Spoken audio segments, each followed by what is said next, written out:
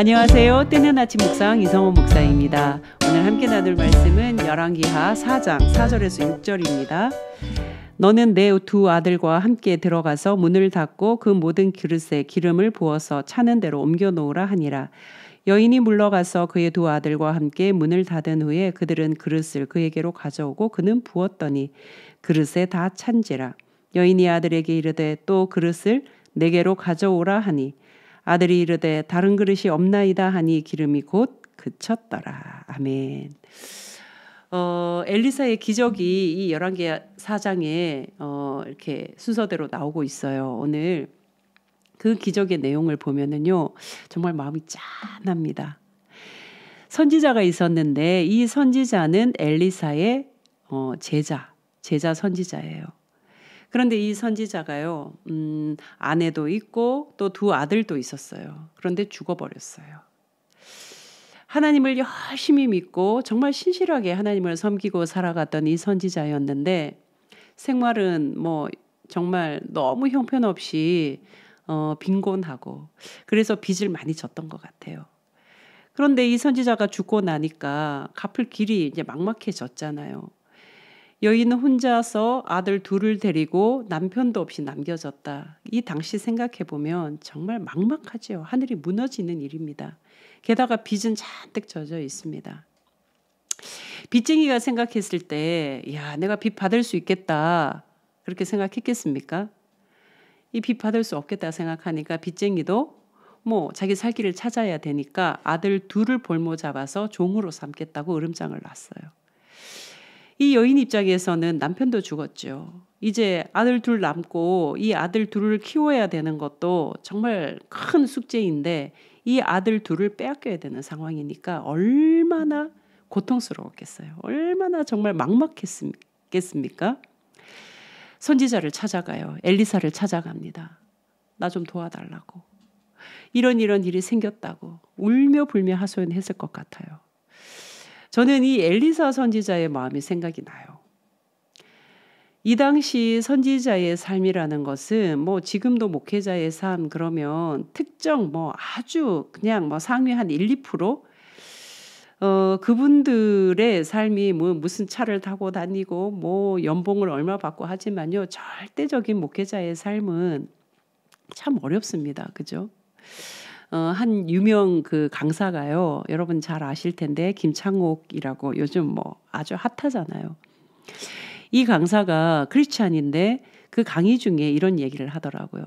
사람들이 워낙 언변이 뛰어나고 감동을 주고 또 자신의 이야기를 잘 담아내는 것이 많은 사람들에게 위로를 주니까 이 김창옥 씨에게 당신 신학을 공부해서 목회자가 됐으면 좋겠다. 목회자의 길을 걸어가면 정말 그 언변에 많은 사람들이 지금도 모여드는데 얼마나 많은 사람들에게 용기를 주고 위로를 주겠냐. 그러니까 목회자의 길을 가서 목사가 되면 정말 잘하겠다고 많은 사람들이 추천을 했대요.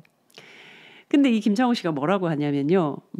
다 좋은데 저는 다른 직업은 생각해 볼 수 있겠지만 목사는 절대로 안 합니다. 저는 여러분 저보고 목사 되라고 하지 마세요. 저는 절대로 목사 안 합니다. 이유는 한 가지라는 거예요.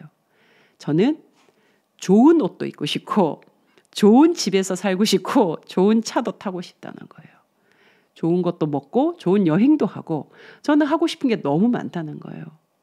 그래서 저는 목사가 될 수 없다. 목사가 되고 싶지 않다는 거죠.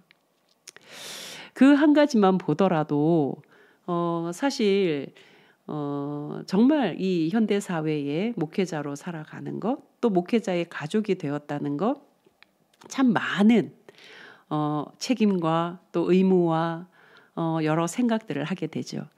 그런데 이 고대 사회예요. 얼마나 이 선지자들이 하나님 말씀 하나 보고 그 길을 사명으로 걷겠다 할 때 많은 것을 포기해야 되겠습니까? 얼마나 빈궁하고 어렵고 고달팠겠습니까? 본인이야 사명으로 한다고 하지만 그 가족들은 말할 수 없죠. 그 가족들은 굉장히 힘들었을 것입니다. 엘리사여서 달랐을까요? 엘리사도 똑같이 선지자입니다. 여러분 근데요. 위로는 위로를 받아본 사람, 진짜 위로의 처지에 놓인 사람이 위로를 할 줄 알아요. 위로받아야 할 상황에 놓여본 사람, 그 사람은 어떤 말이 위로인지를 알거든요. 어쩌면 아무 말도 하지 않는 그 상태가 가장 큰 위로라는 것도 알아요. 언손이 언손을 녹인다 그러잖아요. 언손이, 그 얼어봤던 그 경험이 있는 언손이 언손을 녹인대요. 엘리사가요. 이 순간 이 여인의 이야기를 들으면서 그 삶이 내 삶이고, 나의 현실이 이 사람의 현실이고, 이 아내가, 이 미망인이 아들 둘 데리고 정말 생떼 같은 내 자식을 빼앗겨야 되는 이 현실이 얼마나 정말 비극적이었을지 엘리사는 알았을 것 같아요. 1초에 한순간의 망설임도 없이 너에게 있는 것이 뭐냐? 기름 한 그릇 있다고 이야기하죠. 그 기름 한 그릇을 두고 모든 이웃에게 가서 그릇을 다 빌려와라. 오늘 3절에 보면은요, 조금 빌리지 말고 이렇게 얘기합니다. 조금 빌리지 말고 빌릴 수 있는 대로 다 빌려오라는 거죠. 이 집 저 집 가서 그릇 있는 대로 다 빌려왔을 것 같아요. 그리고는 두 아들과 함께 들어가라. 그리고 기름이 그 그릇에 부어서 차는 대로 옮겨 넣으라고 이야기를 해요.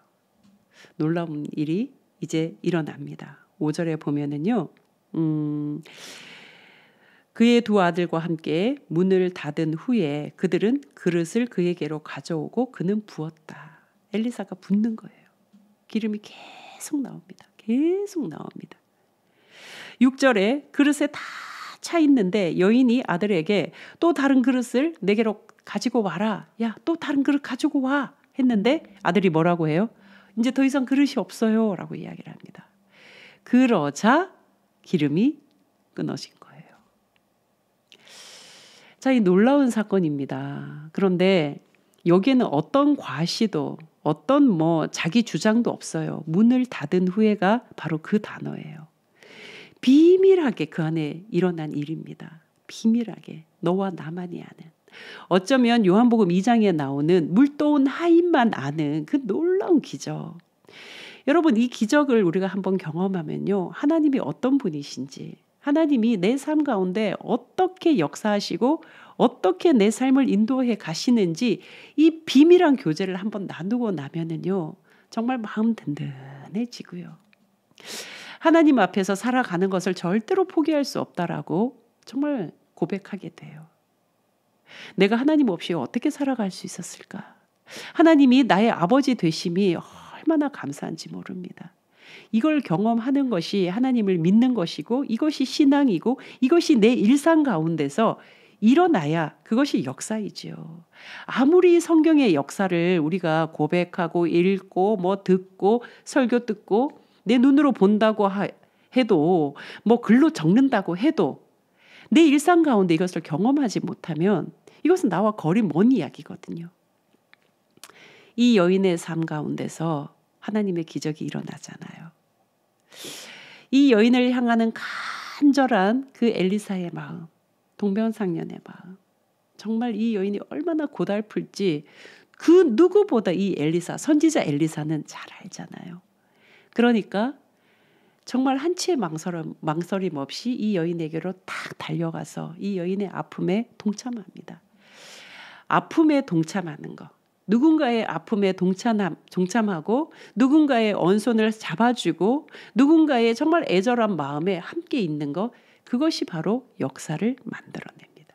저는 그것이 기적을 일으켜낸다고 생각합니다. 왜 그러냐면 바로 그 긍휼한 마음, 함께하는 마음, 위로하는 마음, 같이 우는 마음이 하나님의 마음이기 때문에 그렇거든요. 여러분, 우리 팔복 아시잖아요. 산상설교를 보면요, 애통하는 자 복이 있나니, 위로하는 자 복이 있나니 너희가 위로함을 받을 것이다 그래요. 거기에 하나님의 역사를 일으켜낸다는 약속을 하고 있는 거거든요. 저는 살아보니까 그렇더라고요. 정말 하나님은요, 아픈 사람과 함께 아파하는 거, 우는 자와 함께 우는 거, 정말 어려운 자에게 내 주머니를 여는 거, 내가 가진 것이 많아서 여는 것이 아니라 나도 지금 뭔가가 없는데 그런데 열어서 가는 거, 하나님 제일 좋아하신다는 거예요. 그게 하나님의 마음이기 때문에 탁탁 통하거든요. 거기에서 기적이 일어납니다. 이 여인의 삶 가운데 기적이 일어난 이유는요, 단 한 가지예요. 이 여인의 아픔과 함께했던 엘리사가 있기 때문에 하나님은 이곳에 기적을 일으키시는 거죠. 사랑하는 따 가족 여러분, 하나님의 기적은요, 날벼락처럼 일어나지 않습니다. 우리의 소소한 일상 가운데 얼마든지 경험할 수 있습니다. 내가 누군가와 함께할 때, 그의 아픔과 함께할 때, 외면하지 않을 때, 피하지 않을 때, 내 주머니 챙기지 않을 때, 진실로 그의 마음과 함께할 때 하나님은 그곳에 임하시거든요. 역사를 만들어내십니다. 뿐만 아니라 내가 힘들고 어렵고 정말 눈물 나는 일, 원통한 일, 정말 억울한 일 겪고 있을 때 여러분 기억하십시오. 누군가 나를 위해서 함께 울고 있다는 거예요. 누군가 나를 위해서 기도하고 있다는 거예요. 누군가 나를 생각하고 나를 떠올리면서 응원하고 있다는 거 여러분 잊지 않으셨으면 좋겠습니다. 언젠가 반드시 그곳에서 꽃이 필 것입니다. 기적이 일어날 것입니다. 사랑하는 우리 따 가족 여러분 모두의 삶에 오늘 하루 누군가의 기적이 되고 또 내 삶에 기적이 일어날 것이라는 이 믿음과 확신 놓치지 마시고 멋지게 살아가시기를 주님의 이름으로 축복합니다. 여러분 모두 진심으로 응원합니다. 기도합니다. 사랑합니다. 내일 또 뵙겠습니다. 샬롬.